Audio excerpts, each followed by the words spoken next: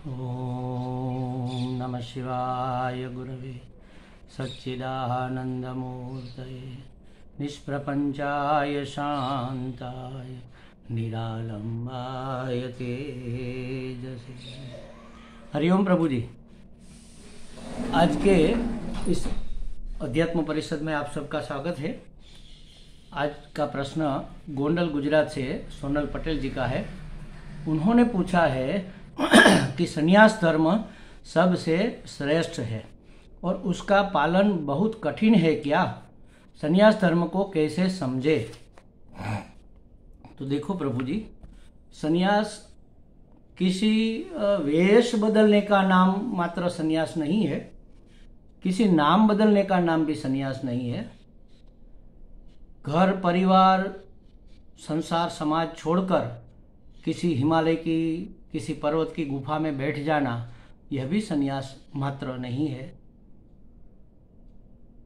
संन्यास का मतलब एक अत्यंत महान उत्कृष्ट वाक्य में हमें शास्त्र ने समझाया है। उसकी ओर दृष्टि करें तो क्या कहा है उसमें? एषणात्रयं त्यक्त्वा अभयं दत्त्वा सर्वभूतेभ्यो संन्यासम आचरेत। क्या कहा है इसमें कि एषणात्रयं त्यक्त्वा, बस इसी का नाम तो संन्यास है। तीनों प्रकार की ऐषणाओं को त्याग करना। ऐषणा तो अनेक प्रकार की, ऐषणा माने इच्छा माने कामना। जो इच्छा तीव्र हो जाती है उसको कामना कहते हैं, और कामना को पूरा किए बगैर हम जब नहीं रह सकते तब उसको ऐषणा कहते हैं। तो तीनों प्रकार की ऐषणाओं को, ऐषणा अनेक प्रकार की है, उसको शास्त्र ने तीन चीजों में समेट लिया।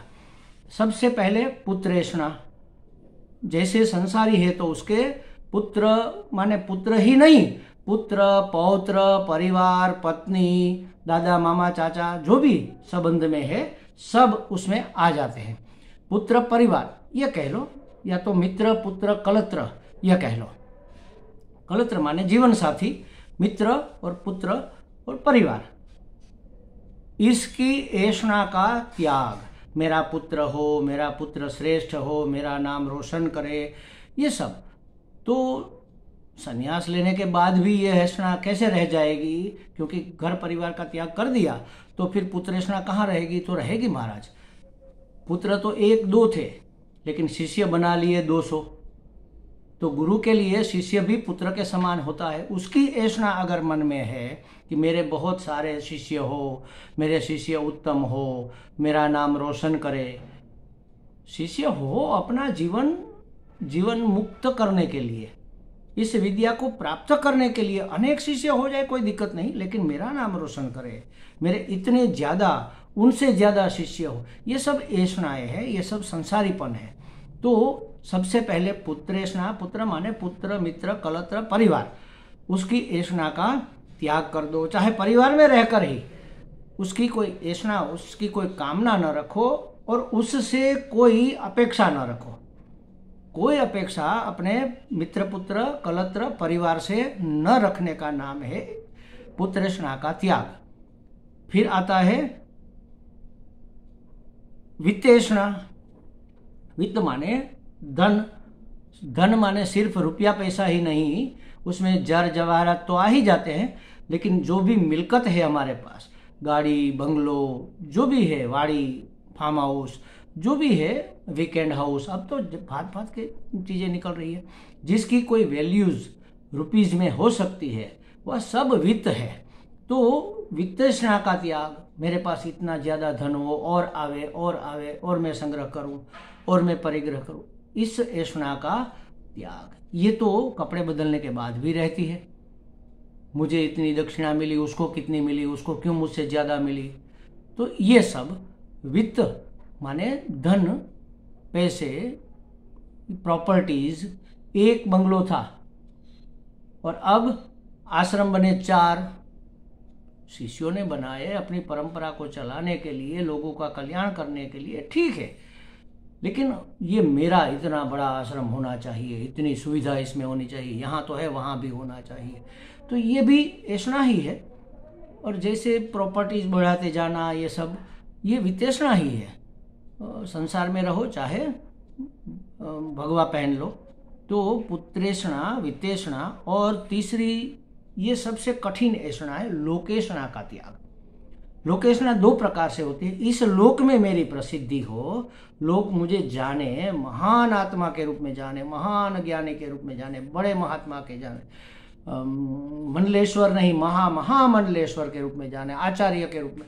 ये जो ऐषणा है, मेरी कुर्सी सबसे ऊंची हो, मेरी सीट, मेरा आसन सबसे ऊंचा हो, मेरा आसन सबसे पहले लगे, मेरे को सब प्रणाम करे, मेरे को सब वंदन करे, मेरे पूजा करे, मेरे को हार पहनाए, मेरा सम्मान करे, ये सब लोकेषणा है। और दूसरा लोकेषणा का अर्थ ये भी है कि किसी अच्छे अच्छे लोक में हम जाएंगे, इतनी साधना करेंगे, इतना पुण्य करेंगे तो हमें स्वर्ग मिलेगा, इससे ज़्यादा इतना इतना इतना करेंगे तो हम ब्रह्मलोक में जाएंगे। तो ब्रह्मलोक तक की जो ऐषणा है, किसी भी लोक में जाने की, या इस लोक में भी लोक प्रसिद्धि पाने की जो ऐषणा है, उसको लोकेषणा कहेंगे। तो ये तीनों प्रकार की ऐषणाओं को त्याग करने का नाम संन्यास। ये मुख्य चीज है, सबसे मुख्य चीज तीन ऐषणाओं का त्याग संन्यास में है। और दूसरा क्या है? अभयम दत्वा सर्वभूतेभ्यः, सभी भूत प्राणियों को मेरी ओर से अभय प्रदान कर दो।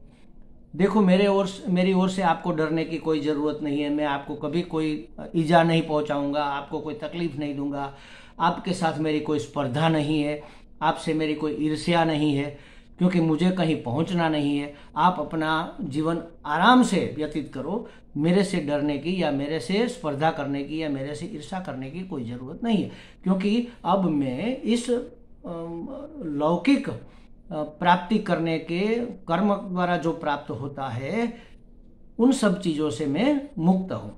अभयम दत्वा, सभी को अभय प्रदान करना। सिर्फ अभय प्रदान करना माने मैं आपको अभय देता हूँ ऐसा नहीं, मतलब अहिंसा का पालन करना, सत्य, अहिंसा, अपरिग्रह, अचौर्य, ब्रह्मचर्य, इन सभी का पालन। किसी भी भोग में हिंसा रहती महाराज, तो भोगों का त्याग, विषयों का त्याग, विषयों की वासना का त्याग, विषयों के संग्रह का त्याग, षड्रिपु का त्याग, काम, क्रोध, लोभ, मोह, मद, मात्सर्य, दंभ, इन सभी चीज़ों को धीरे धीरे धीरे धीरे छोड़ देना, इसका नाम है अभयम दत्वा सर्वभूतेभ्यः। तब होता है सभी भूतों को मेरी ओर से मैं अभय प्रदान करता हूँ। तो ये दो बातें हुई, ऐषणात्रय त्यक्त्वा अभयम दत्वा सर्वभूतेभ्यः संन्यासम आचरेत। ये करते हुए संन्यास का आचरण करो, इसी का नाम संन्यास है महाराज। ऐसा अगर कोई कर सकता है तो चाहे घर में रहे, चाहे जंगल में रहे, चाहे पर्वत की गुफा में रहे, चाहे किसी तीर्थ स्थान में रहे, चाहे बड़ी सभा में रहे, चाहे दुकान पर बैठे, अगर ऐसा कर सकता है पूरा का पूरा, तो दंभ के रूप में नहीं, दिखावे के रूप में नहीं। अपने आप को हम कहाँ ठग सकते हैं? अपने आप को तो हम जानते ही है कि हम कितना दंभ कर रहे हैं। तो ऐषणात्रय त्याग करके सभी को अभय प्रदान करना, सभी को एकोमोड करना, किसी के लिए मेरी कोई अपेक्षा ना हो और सबको मेरे से अपेक्षा की पूर्ति हो जाए, मैं किसी के आड़े ना आऊं, किसी के रास्ते में ना आऊं, तो इसका नाम है अभयम दत्वा सर्वभूतेभ्यः, सभी भूत प्राणियों को। प्राणी का मतलब सिर्फ प्राणी ही नहीं, भूत माने पंच महाभूत भी। मैं किसी बहती हुई हवा को रोकूं नहीं, मैं किसी जल को प्रदूषित करूं नहीं, मैं किसी पृथ्वी में किसी जगह गंदगी फैलाऊं नहीं, मैं आकाश में अवकाश को प्रदूषित करूं नहीं। तो ये सब अभय का मतलब है। अभय मतलब सभी भूतों को मेरी ओर से कोई दिक्कत न हो, मेरा ऐसा व्यवहार बने। तो सभी भूतों को अभय प्रदान करके, ऐषणात्रय का त्याग करके, सभी विषय भोग संग्रह सभी वो ऐषणा में ही आ जाते हैं, उसका त्याग करके संन्यास का आचरण किया जाता है। देखो महाराज, अगर कोई ऐसा करता है, थोड़ा बहुत भी करता है, समझो पूरा पूरा ना कर सके, 10% भी करता है, तो भी उसको 10% आनंद की अनुभूति होगी, उसकी समस्याएं 10% कम हो जाएगी। अरे मैं तो कहता हूं 10% करता है तो उसकी समस्या 20% कम हो जाएगी, ज्यादा से ज्यादा कम हो जाएगी, उसकी पराधीनता मिट जाएगी, उसका भय निकल जाएगा, उसकी ईर्ष्या खत्म हो जाएगी, उसके काम, क्रोध, लोभ, मोह, मद, मात्सर्य, दंभ मंद हो जाएंगे। तो धीरे धीरे धीरे इसके ऊपर अगर कोई आगे बढ़ सकता है तो इससे उत्तम कोई चीज नहीं है। संन्यास लेकर घर परिवार और संसार छोड़कर आश्रम में, कुटिया में, जंगल में हम इसलिए रहते हैं क्योंकि हम वहां रहकर ये सब चीजें करने में अपना सामर्थ्य नहीं देखते। अगर कोई समर्थ है जनक की तरह तो आप कुछ भी करते हुए इस चीज का आचरण करो, आप सर्वश्रेष्ठ सन्यासी हो। इससे अच्छा सन्यास और कोई हो नहीं सकता, जो ऐशनात्रय का त्याग कर दे, जो सभी भूतों को अभय का प्रदान कर दे और सन्यासी का जीवन जिए।